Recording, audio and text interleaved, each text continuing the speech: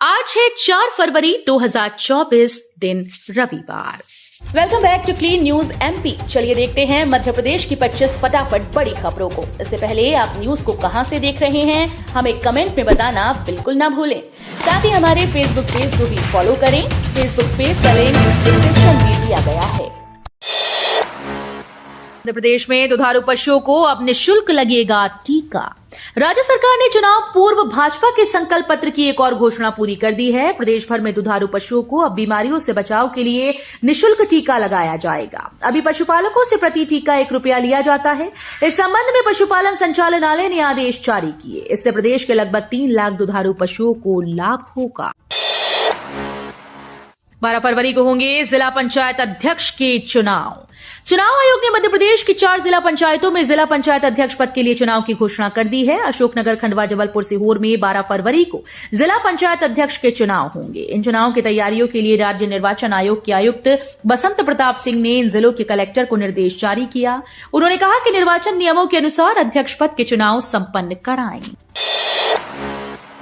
समर्थन मूल्य पर गेहूं उपार्जन के लिए 5 फरवरी से पंजीयन शुरू। जिला मुख्यालय से मिली जानकारी के अनुसार विपणन वर्ष 2024-25 में समर्थन मूल्य पर गेहूं उपार्जन के लिए 5 फरवरी से 1 मार्च 2024 तक जिले की सहकारी समिति, MP online, common service centre के साथ ही किसान ऐप के माध्यम से किसानों का पंजीयन कराया जाएगा। जिला प्रशासन ने इसके लिए किसानों से पंजीयन केंद्रों में तय की गई समय सीमा में गेहूं उपार्जन के लिए पंजीयन कराने की अपील जारी की है। 10वीं की परीक्षा 5 और 12वीं की 6 फरवरी से 22 लाख विद्यार्थी होंगे परीक्षा में शामिल। मध्य प्रदेश माध्यमिक शिक्षा मंडल की 10वीं और 12वीं बोर्ड की परीक्षाएं शुरू होने वाली हैं। इसके लिए पूरे प्रदेश में 3868 परीक्षा केंद्र बनाए गए। इस बार करीब 22 लाख विद्यार्थी बोर्ड परीक्षा में शामिल होंगे। 10वीं की परीक्षा 5 फरवरी से शुरू होकर 28 फरवरी तक चलेगी। वहीं 12वीं की परीक्षा 6 फरवरी से शुरू होकर 5 मार्च तक होगी। सीएम शिवराज बोले, मध्य प्रदेश लीडरशिप समिट से शासन में बढ़ेगी कुशलता और दक्षता। मुख्यमंत्री डॉक्टर मोहन यादव अटल बिहारी वाजपेयी सुशासन और नीति विश्लेषण संस्थान में मध्य प्रदेश लीडरशिप समिट में मंत्री परिषद के 2 दिवसीय प्रशिक्षण और ओरिएंटेशन कार्यक्रम का शुभारंभ करेंगे। इस अवसर पर मुख्यमंत्री डॉक्टर मोहन यादव ने कहा कि मध्य प्रदेश लीडरशिप समिट से शासन में कुशलता और दक्षता आएगी। एमपी को एडवेंचर हब बनाने की पहल। उज्जैन में 8 फरवरी से स्काई डाइविंग फेस्टिवल, खजुराहो में 20 से। प्रदेश में एडवेंचर टूरिज्म को बढ़ावा देने के उद्देश्य से मध्य प्रदेश टूरिज्म बोर्ड के द्वारा 8 फरवरी से स्काई डाइविंग फेस्टिवल की शुरुआत की जाएगी। उज्जैन में 8 फरवरी और खजुराहो में 20 फरवरी से शुरू होने वाला स्काई डाइविंग फेस्टिवल एक बार फिर से रोमांच और मनोरंजन की सौगात पेश करेगा। ईवीएम को लेकर चुनाव आयोग के जवाब को दिग्विजय ने भ्रामक बताया। बोले, गुमराह कर रहे। मध्य प्रदेश कांग्रेस कमेटी ने 29 जनवरी को मुख्य निर्वाचन पदाधिकारी मध्य प्रदेश को पत्र लिखकर ईवीएम मशीन्स की एफएलसी कराते समय सिंबल लोडिंग यूनिट के सॉफ्टवेयर की जानकारी मांगी थी। साथ ही इंटरनेट का उपयोग करते हुए कंप्यूटर, लैपटॉप के माध्यम से भेजी जाने वाली जानकारी राजनीतिक दलों की उपलब्ध कराने की मांग की थी। बोर्ड परीक्षा को प्रशासन मुस्तैद। कलेक्टर ने 5 से 28 तक धारा 144 लगाने के दिए निर्देश। उमरिया में माध्यमिक शिक्षा मंडल की हाई स्कूल, हायर सेकेंडरी की परीक्षा बुधवार 5 फरवरी से शुरू होगी और 28 फरवरी बुधवार तक चलेगी। परीक्षा केंद्रों में अनाधिकृत प्रवेश रोकने और कानून शांति व्यवस्था बनाए रखने को लेकर परीक्षा केंद्रों से 100 मीटर तक धारा 144 लागू की गई। विधायकों को अब संदेश ऐप से मिलेगी विधानसभा की समस्त जानकारी। मध्य प्रदेश के विधायकों को अब संदेश ऐप से विधानसभा की समस्त जानकारी प्राप्त होगी। इसके लिए प्रदेश के सभी विधायकों को अपने मोबाइल में ऐप इंस्टॉल करना होगा। केंद्र सरकार के सूचना प्रौद्योगिकी मंत्रालय के अंतर्गत कार्यरत नेशनल इंफॉर्मेटिक्स सेंटर के द्वारा संदेश ऐप विकसित किया गया। कांग्रेस नेता अजय सिंह यादव, भाई साहब यादव, एकता ठाकुर और सुजीत द्विवेदी भाजपा में शामिल। भारतीय जनता पार्टी के प्रदेश कार्यालय में शनिवार को पार्टी के प्रदेश अध्यक्ष विष्णुदत्त शर्मा, पूर्व मुख्यमंत्री शिवराज सिंह चौहान, लोक निर्माण मंत्री राकेश सिंह, वरिष्ठ नेता डॉक्टर नरोत्तम मिश्रा के समक्ष अशोकनगर जिले के कांग्रेस नेता अजय सिंह यादव, उनकी माता बाई साहब यादव, जबलपुर जिले के सिहोरा विधानसभा क्षेत्र की कांग्रेस प्रत्याशी रही जिला पंचायत सदस्य एकता ठाकुर और कटनी के कांग्रेस नेता सुजीत द्विवेदी ने भारतीय जनता पार्टी की सदस्यता ग्रहण की। बगैर अनुमति कॉलोनी काटने वालों की शामत, राजस्व मंत्री करण सिंह ने कार्रवाई के दिए निर्देश। राजस्व मंत्री करण सिंह वर्मा ने कहा कि बिना अनुमति के कॉलोनीज काटने वालों के विरुद्ध कलेक्टर और राजस्व अधिकारी सख्ती से कार्रवाई करें। राजस्व महाअभियान के तहत किए जा रहे कार्यों एवं राजस्व प्रकरणों के निराकरण के लिए पटवारी के साथ नायब तहसीलदार और एसडीएम भी गांव जाएं। लालकृष्ण आडवाणी को भारत रत्न दिए जाने पर सिंधिया का बयान, कहा वे सबके सर्वमान्य और सर्वश्रेष्ठ हैं। भाजपा के वरिष्ठ नेता लालकृष्ण आडवाणी को 96 साल की उम्र में देश के सबसे बड़े नागरिक सम्मान भारत रत्न से सम्मानित किया जाएगा। प्रधानमंत्री नरेंद्र मोदी ने शनिवार को सोशल मीडिया पर इसकी जानकारी दी। इस मौके पर ग्वालियर पहुंचे केंद्रीय मंत्री ज्योतिरादित्य सिंधिया ने भी उन्हें बधाई दी। सिंधिया ने कहा कि जीवन की तपस्या और जनसेवा रही है। आडवाणी जी का जीवन संघर्ष का जीवन रहा है। मालवा प्रांत की 1500 कार सेवक इंदौर से जाएंगे अयोध्या। आज रविवार को निकलेगी ट्रेन। राम मंदिर के लिए कार सेवा करने वालों को राष्ट्रीय स्वयंसेवक संघ अब अयोध्या ले जा रहा है। 1500 कार सेवकों का पहला जत्था आज रविवार को एक स्पेशल ट्रेन से रवाना होगा। पूरे देश के अलग अलग 41 प्रांतों से कार सेवक अयोध्या जा रहे हैं। बता दें कि वे लोग अयोध्या जा रहे हैं जिन्होंने 90 के दशक में कार सेवा की थी। इंदौर से रवाना होने वाली ट्रेन 5 फरवरी को अयोध्या पहुंचेगी। उज्जैन के चकोर पार्क में बिना आधार प्रवेश नहीं, सवाल उठे तो आयुक्त बोले आदेश जारी नहीं किया। अब तक आप कई पार्क में गए होंगे जहां जाने के लिए आपका टिकट टुक लगा होगा, लेकिन पार्क में जाने के लिए कभी भी आधार कार्ड दिखाना या एंट्री करवाना नहीं पड़ा होगा। उज्जैन में एक ऐसा पार्क है जहां पर एंट्री करने के लिए अब आधार कार्ड दिखाना जरूरी हो गया।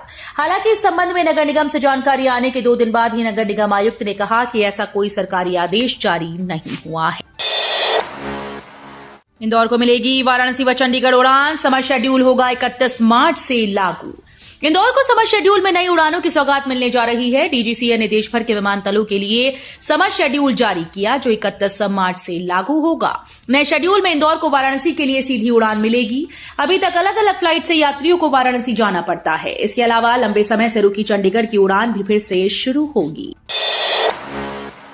कमलनाथ के भाजपा ज्वाइन करने की अटकलों पर लगा विराम। प्रदेश के पूर्व मुख्यमंत्री कमलनाथ अपने 4 दिनों के प्रवास पर छिंदवाड़ा दौरे पर पहुंचे। उन्होंने आज इमली खेला हवाई पट्टी पर पत्रकारों से चर्चा के दौरान दिग्गजों के मध्य प्रदेश में लोकसभा चुनाव लड़ने पर एक बड़ा बयान दिया। उन्होंने कहा कि पार्टी सभी दिग्गजों से चर्चा कर रही है, जो चुनाव जीतेंगे उसे टिकट दी जाएगी। अभी ये तय नहीं हुआ। पूर्व सीएम कमलनाथ ने आचार्य प्रमोद कृष्णन के प्रधानमंत्री मोदी को दिए गए आमंत्रण पत्र को लेकर भी बड़ा बयान दिया। कीटनाशकों के अधिक उपयोग से बढ़ रहा कैंसर। कैंसर का एक बड़ा कारण तरह तरह के कीटनाशकों और यूरिया का उपयोग करना है। इसलिए अब लोग ऑर्गेनिक फार्मिंग की तरफ रुचि दिखा रहे हैं। साथ ही खान पान में भी ऑर्गेनिक चीजों को शामिल किया जाने लगा, जिससे 40% तक कैंसर को प्रिवेंट किया जा सकता है। ये बात विश्व कैंसर दिवस के अवसर पर cancer research and statistics foundation के सहयोग से होटल सयाजी में आयोजित innovation in oncology 2024 and beyond conference के दौरान दिल्ली के डॉक्टर पीयूष वाजपेयी ने कही। विदेशी बाजार में बुरहानपुर के केले ने बनाई अपनी पहचान। अपने मिठास और ज्यादा दिनों तक खराब न होने के गुणों के कारण बुरहानपुर के केले ने विदेशी बाजार में तेजी से अपनी पहचान बनाई। खासतौर पर खाड़ी देशों इराक, ईरान, दुबई, बहरीन और तुर्की में यहां के केले की खासी मांग है। जिले के केला उत्पादक किसानों को अंतर्राष्ट्रीय बाजार मिलने के कारण उनकी आमदनी भी बढ़ी। जिले के किसान इससे समृद्ध हो रहे हैं। बुरहानपुर के केले के कारण मध्य प्रदेश भी विदेशों में पहचान बना रहा है। नया गांव में तेंदुए की चहलकदमी, दहशत में नाइट ड्यूटी करने वाले बिजली कर्मी। नया गांव की पहाड़ी को अपना ठिकाना बना चुके तेंदुआ फैमिली की चहलकदमी क्षेत्र में एक बार फिर से बढ़ने लगी, जिससे क्षेत्रीय नागरिकों ने रात में निकलना बंद कर दिया। वहीं रात ड्यूटी करने वाले बिजली कर्मियों में भी दहशत व्याप्त है। दरअसल विद्युत मुख्यालय शक्ति भवन के आसपास तेंदुए का मूवमेंट बढ़ गया है, जिससे रात में ड्यूटी करने वाले कर्मचारियों में भय का माहौल बन गया है। मध्य प्रदेश पुलिस के 84 निरीक्षकों को मिलेगा डीएसपी का प्रभार। प्रदेश के 84 पुलिस निरीक्षकों को कार्यवाहक डीएसपी का प्रभार दिया जाएगा। इसके लिए पुलिस मुख्यालय ने छानबीन समिति गठित की। समिति इन अधिकारियों का पूरा ब्यौरा देख रही है। यह परीक्षण किया जा रहा है कि सेवा काल में इनका रिकॉर्ड खराब तो नहीं रहा। पदोन्नति में सुप्रीम कोर्ट से रोक होने की वजह से कार्यवाहक का प्रभार दिया जा रहा है।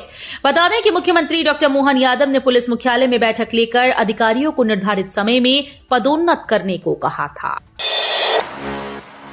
ममता बनर्जी ने किया बड़ा ऐलान, कहा बीजेपी से भीख नहीं चाहिए। पश्चिम बंगाल के मुख्यमंत्री ममता बनर्जी ने बड़ा ऐलान किया। उन्होंने घोषणा की कि सरकार 21 फरवरी तक राज्य के 21 लाख मनरेगा श्रमिकों के बैंक खातों में राशि ट्रांसफर कर देगी। ममता ने कहा कि हमें बीजेपी से भीख नहीं चाहिए। हम 21 फरवरी तक 100 दिन के काम की योजना के लिए 21 लाख श्रमिकों के बैंक खातों में पैसे ट्रांसफर करेंगी। फ्रांस ने अपनाया भारतीय यूपीआई सिस्टम।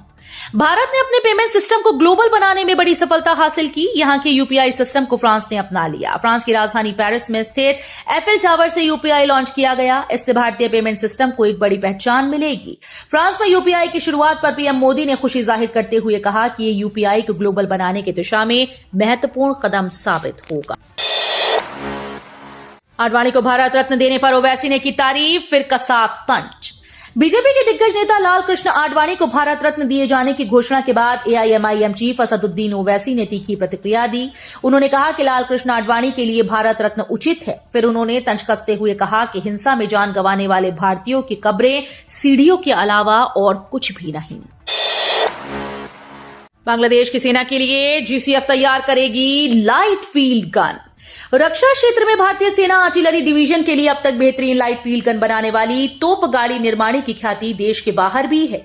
इसका ताजा उदाहरण पड़ोसी देश बांग्लादेश की उस पेशकश से सामने आया जिसमें उसके रक्षा क्षेत्र से जुड़े 2 शीर्ष तकनीकी अधिकारियों ने निर्माणी का दौरा किया और फैक्ट्री प्रबंधन के सामने अपने देश के लिए एलएफजी बनाने का प्रस्ताव रखा है।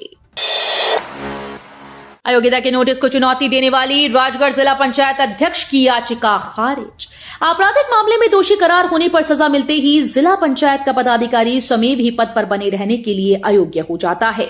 ऐसी स्थिति में अयोग्यता के नोटिस पर सवाल उठाना अनुचित है। इस टिप्पणी के साथ जबलपुर उच्च न्यायालय ने राजगढ़ जिला पंचायत अध्यक्ष चंद्र सिंह सौंधिया की ओर से अपनी अयोग्यता के नोटिस को चुनौती देने के लिए लगाई गई याचिका को खारिज कर दिया। तो ये थी आज की 25 फटाफट बड़ी खबरें। अगर आपको न्यूज पसंद आई हो तो वीडियो को लाइक और शेयर जरूर करें। धन्यवाद।